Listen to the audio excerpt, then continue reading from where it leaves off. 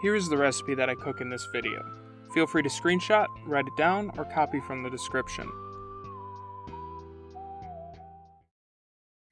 This is one of those recipes that just kinda happened.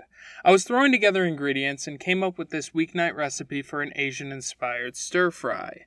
This is the recipe I use now, though it's rife with opportunity for experimentation.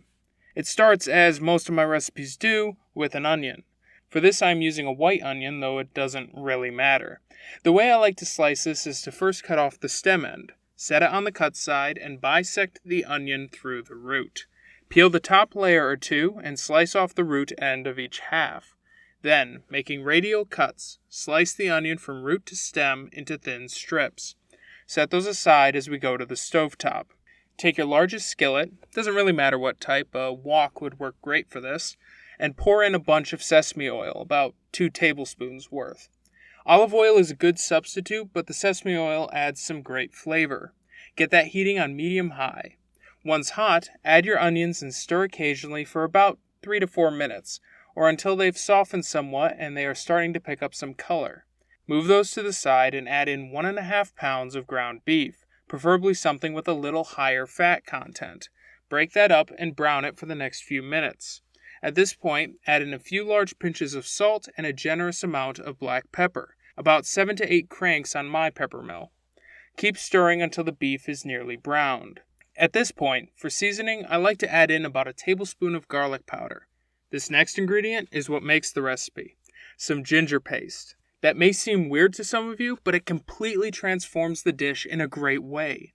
You can probably find it in the refrigerated section of the produce aisle in your supermarket, though I picked this up at my local Indian grocery store. I like to add about a tablespoon per pound of beef, so 1½ here.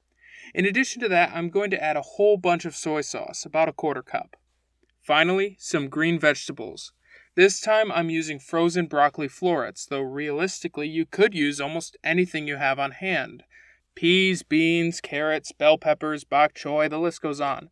For these, though, they're going to take about 5 minutes to cook, covered. I don't have a lid, so I'm just using some tin foil. Once that is done, add 12 ounces of cooked rice. Full disclosure, I'm using frozen cauliflower rice that I cooked according to the package instructions instead of regular white rice.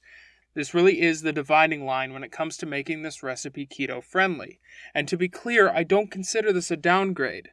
White rice already has very little flavor, and in a dish like this, it really is a source of empty calories. I enjoy the cauliflower's texture and appreciate how many servings of vegetables it's adding to the dish.